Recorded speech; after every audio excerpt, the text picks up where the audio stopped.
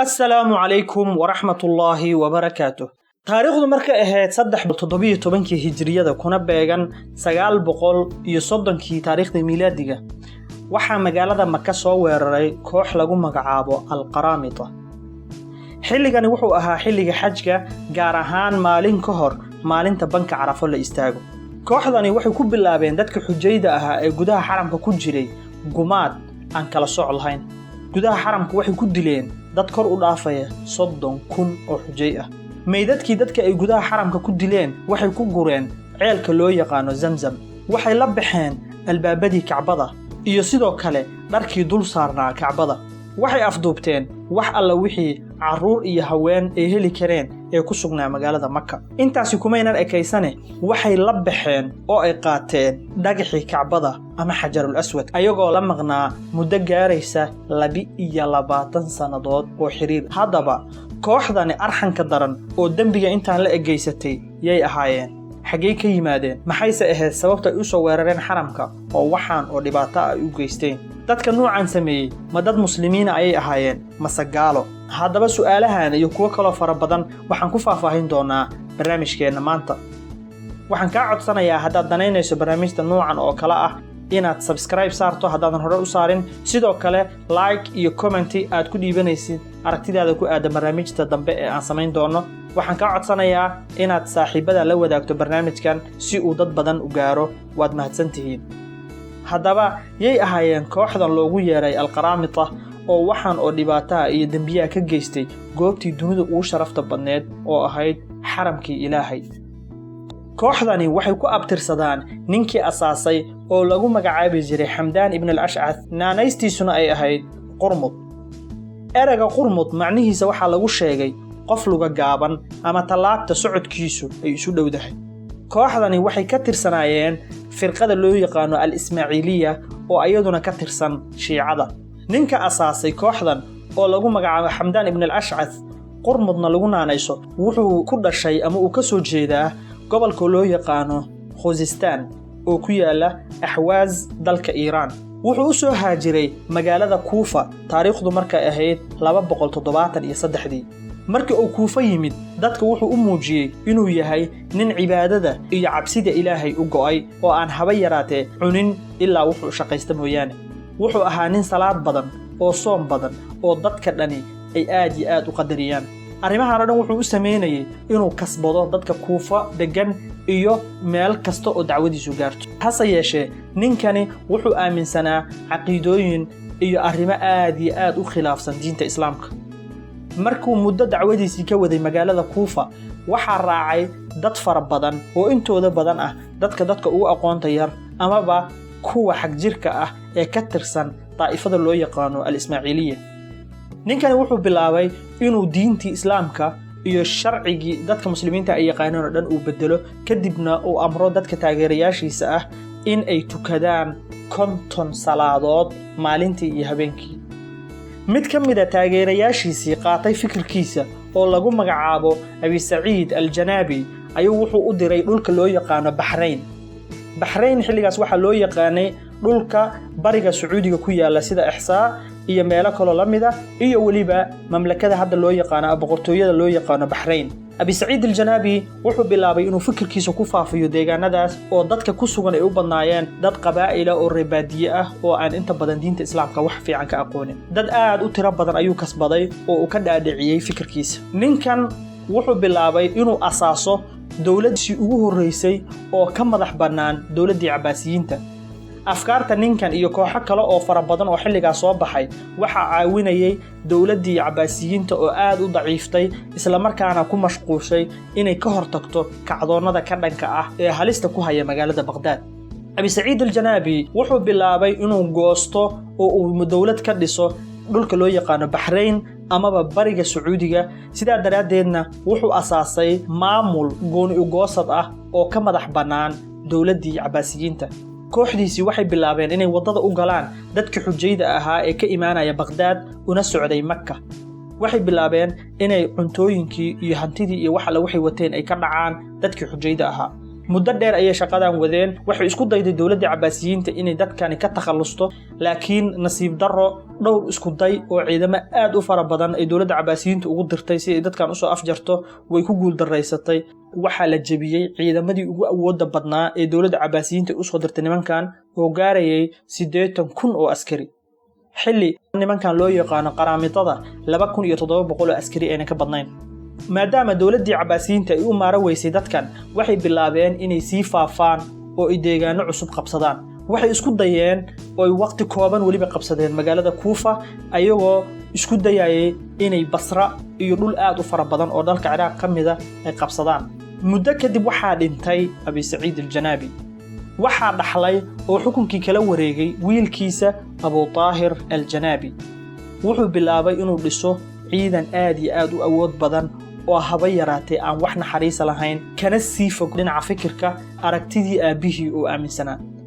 aabihiis wuxuu hore u fatwooday in la layn karo oo ay dhigoodu bannaan yihiin dadka muslimiinta gaar ahaan kuwa sunniyiinta ah wuxuu u diyaar garoobay inuu weeraro meeshii ugu muhiimsaneed dadka muslimiinta guud ahaan oo ah Makka al-Mukarrama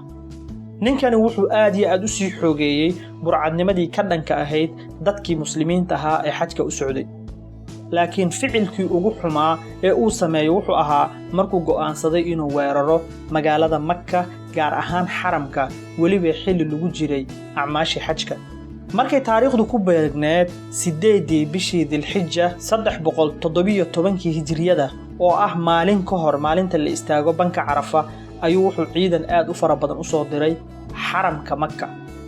markii hore waxa ka hortagay dadkii xujayda ahaa iyo dadkii Makka deganaa inuu soo galo xaramka way la dagaalameen kadib laakiin markuu uu ka guuleysan waayay wuxuu ku qanciyay inuu u yimid inuu xajiyo laakiin haba yaraatay wax dagaal ama dhibaato uu ka sameeyay xaramka darteed inuu soo imaanin ugu dambeyntii markuu dhaar fara badan iyo qancin iskugu daray dadkii joogay Makka wuxuu ku qanciyay inuu xaj ka galo asagoo hubkiisa wata hubkan iyo waxaan uu wato iyo ciidamadan uusan u wadan inuu Makka dhibaato ka sameeyo ama xaramka laakiin uu u wato wadada dheer oo soo maray darteed oo ay dhibaato ka jirto inuu isku difaaco xaramkii ayuu soo galay wuxuu bilaabay inuu 4 koon ciidan ka dhigo xaramka ayadoon ciiduna dareemaynin markay dadkii xasileen oo ay aamineen ninkan inuu dagaal u socon wuxuu amar ku siiyay ciidamadiisii inay gumaadaan dhammaan waxa ku jira xaramka gudihiisa halkaasi waxay ku laayeen oo ay ku gumaadeen dad gaaraya 30,000 oo xujay ah waxay bilaabeen inay dadkii meydka ahaa ee xaramka gudihiisa ay ku laayeen ay ku guraan ceelka loo yaqaan Zamzam intaasi kumaynan ekaysane waxay hore ula baxeen oo ay qaateen dhagixii xaramka oo loo yaqaan Hajar al-Aswadka kadibna waxay la aadeen wadanka ay ka yimaadeen oo loo yaqaan Hajar ama al-Ihsa iyo dhulkaas bariga Sacuudiga ku yaala halkaasna waxay ku haysteen muddo gaaraysa 22 sanadood nimankani waxay ahaayeen sidaan idin sheegaba ama ay sheegan jireen inay yihiin Shiico laakiin waxay ahaayeen kuwa aad iyo aad uga sii xaq jira ama ka sii fog xataa Shiicada Ismaaciiliyada loo yaqaan ee xilligaas ku faafsanay dhulkaas haddaba fasiraadda laga bixiyay sababta uu ninkani ficilkan asaga u sameeyay dad badan waxay ku macneeyeen inuu rabay inuu tusiyo in dawladda Cabbaasiyiinta ayna haba yaraatee tabar lahayn ficilkiisa iyo wax kasta uu sameeyay ayna ka hortagi karin sida daraadeedna wuxuu go'aansaday inuu ku dulleysto inuu xaramkii weeraro oo wax alla wuxuu doona ka sameeyo ayagana ayna wax jawaab ka bixin karin waxaa jira aragtiyo kale oo ku fasiraya arrintan ayada ah ninkani inuu haba yaraatee uunan aaminsanayn islaamka laakiin uu rabay dadka xujayda ah ee Makka aadaya inay soo aadaan goobta asagu uu xadiday oo ku taala meeshaas loo yaqaan Hajar sida daraadeedna asagu uu ka faa'iido dhaqaale iyo awood uu ku yeesho dadka muslimiinta muddadaas aadka u dheer oo uu gacanta ku hayay Hajar al-Aswadka oo uu dadka ugu yeerayay inay yimaadaan goobta uu Hajar al-Aswadka geeyay u soo xajiyaan haba yaraatee qof aaday oo dadkii muslimiinta xajinaya kamid ah ma jiro dad aad u tiro badan ayuu isku dayay inuu ku qanciyo arrintaasi laakiin cid aaday ma jirto haddaba muddadaas aadka u dheer dadka muslimiinta ma xajin jireen maxay sameyn jireen waxaa jiro aragtiyo oranaya in xajka la joojiyay muddo 10 sano ah kadibna uu si caadi ah ku soo laabtay oo dadku ay u xajin jireen Makka iyo xaramka inta aan la soo celin xataa Hajar al-Aswadka dadka qaarna waxay leeyihiin muddadaas 22 sano ah xajkii wuu istaagay cid soo xajin jirto meesha aadi jirtay ma jirto laakiin sida ay u badan tahay dadka muslimiinta way xajin jireen xilligaasi muddo ayuu dib u dhacay laakiin waxay bilaabeen inay sidii caadiga ah u xajin jireen u xajiyaan haddaba su'aashu waxay tahay maxaa ku dhacay dadkii muslimiinta ee dunida ku noolaa oo dadka falka noocan sameeyay ay ugu hortagi waayeen musiibada ugu weyn oo jirta waxay tahay xilligaasi waxaa jiray burbur kala qaybsanaan ka daran maanta taagan 100% dowladda Cabbaasiyiinta oo xilligaas jirtay waxay ahayd dowlad aad u daciif ah oo ayada dhexdeeda dagaal iyo isqabqabsi uu ka jiro sidaa daraadeedna aan wax tabar u haynin inay dagaal ku qaado dad noocan oo kala ah oo ay ka celiso Makka iyo Xaramka sidoo kale dalka Masar waxa xukumayay koox ay fikir ahaan markii hore isku mid ahaan jireen oo loo yaqaano al-Faatimiyiin ama al-Ubaydiyiin kooxdani waxay xukumi jireen Masar iyo galbeedka Afrika wadamada Morocco iyo wadamada galbeedka Afrika oo dhan kooxdani iyo nimanka qaraamitada loo yaqaano asalkooda waxay ahaayeen hal madhab oo loo yaqaano madhabka Ismaaciiliga oo ka tirsan Shiicada laakiin ninka loo yaqaano Ubaydillah al-Mahdi oo ahaa ninkii asaasay Faatimiyiinta ama dawladda Faatimiyiinta asalka u ahaa ayaa wuxuu sheegtay inuu asagu yahay imaamka Shiicada Ismaaciiliyada arintan waxaan ka hor yimid Hamdan ibn al-Ash'ath al-Qurmut oo aan sheegnay inuu asaasay kooxdan qaraamitada ah asagoo ku diiday Ubaydillah al-Mahdi inuu yahay imaamka Ismaaciiliyada sida darteedna waxay noqdeen laba kooxood oo kala madax banaan oo marar badan dagaal iskula jira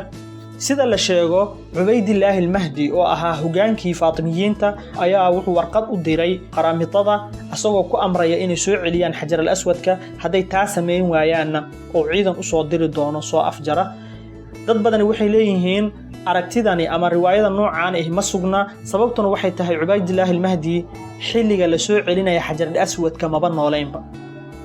hogaamiyaal badan oo muslimiin oo dunida muslimka ku nool ayaa waxay isku dayeen nimankaani inay wada hadal la galaan oo ay lacag ku qanciyaan ama si kale u qanciyaan si ay u soo celiyaan Xajar al-Aswadka laakiin marnaba way diideen inay soo celiyaan si kastaba 22 sanadood kadib ayay Xajar al-Aswadkii booskiisa ku soo celiyeen ayagoo dhahaya markii horena amaraan ku qaadanay haddana amaraan ku soo celinay haddaan fiirino halka ay ku dambeeyeen kooxda qaraamitada ah waxa la sheegaa markii ay soo weerareen magaalada Makka ka qaateen hanti aad u fara badan iyo dad aad u fara badan oo ay afduubteen waxa jidka u galay qabaa'il kamida qabaa'ilka Carabta ee deganaa goobta ay u socdeen iyo magaalada Makka inta u dhaxaysa ayagoo dad aad u fara badan ka furtay hanti aad u fara badan ka qaatay halkaasna waxa bilowday in qabaa'ilkii ay ku kacaan muddo dheer oo ay dagaal ku jireen kadib waxa ka goostay qabaa'ilkii ugu weynaa ee awoodda siinayay ayaa ka tirsanaa ayagoo kulligood bilaabay inay ka mid noqdaan dawladda Cabbaasiyiinta nimankanna ay dagaal ku qaadaan qaraamitada waxa la sheegaa inay dabar go'een waxyaabaha la yaab kale ee nimankan ay aaminsanaayeen waxa kamid ah inay quraanka ku fasiri jireen wax loo yaqaan tafsiir baatini ama tafsiir qarsoon oo aan ahayn macnaha saxda ah ee aayadaha laga fahmayo ayuu ku tilmaamaya in macnaha muuqda ee aayadaha quraanka laga fahmaya inuusan ahayn midka saxda ah laakiin mid qarsoon oo ayagu ay fasirayaan inuu yahay macnaha saxda ah ee quraanka sida daraadeedna dadka qaar waxay ugu yeeraan qaraamitada al-baatiniya ama kooxda aaminsan tafsiirka baatiniga loo yaqaan falalka aadka u xunxun ee dadkan ay sameyn jireen waxa kamid ah inay sameeyeen goobo lagu caweeyo oo iskugu imaanayaan rag iyo dumar aad u fara badan nin kasta oo imaanaya waa inuu xaaskiisa hore u soo wato naag kasta oo imaanaysana waa inay ninkeeda hore u soo wadato kadibna markii meeshaas la iskugu yimaado waxay sameynayaan nalalka dhan in la damiyo khamri la cabo dadka dhan ay sarqaamaan kadibna qof walba qofkii gacantiisa ku dhacdo oo wuxuu doona la sameeyo waxay ahaayeen dad aad iyo aad u dhaqan xun diinta islaamka oo dhan ka tagay xiliyadii dambe wuxuu bilaabay hogaamiyihii qaraamitada inuu ambiyada caayo oo ilaahay wax ka sheego oo quraanka aflagaadeeyo taas oo keentay in qabaa'ilkii oo dhan ay ku kacaan oo ay ogaadaan nimankan xataa shiicanimada ay sheeganayaan inaysan run ahayn sida daraadeedna waxa lagu soo afjaray nimankii mujrimiinta ah ama dambiyada aadka u fara badan ka geystay Makka oo la oran jiray al-qaraamita haddaba intaas ayaan ku soo koobaynaa barnaamijkan maanta waxaan isku dayi doonaa ilaahay hadduu idmo inaan barnaamij aad u fara badan oo xiiso badan inaan idinla wadaago taariikhda dunida ka dhacday waxay leedahay cibro qaadasho iyo in cilmi badan laga barto sidaa daraadeed waxaan idin soo gudbin doonaa arrimo aad iyo aad muhiim u ah oo taariikhda hore u dhacay amaba maanta oo joogno dunida ka dhacaya sidaa daraadeed waxaan ka codsanayaa inaad saaxiibada la wadaagto barnaamijkan iyo barnaamijta kale oo hore u sameynay ee channelka ku jira adigana aad ila wadaagtid aragtidaada barnaamijta cusub ee aad jeclaan lahayd inaan sameeyo waad mahadsantihiin wassalaamu calaykum waraxmatullaahi wabarakaatu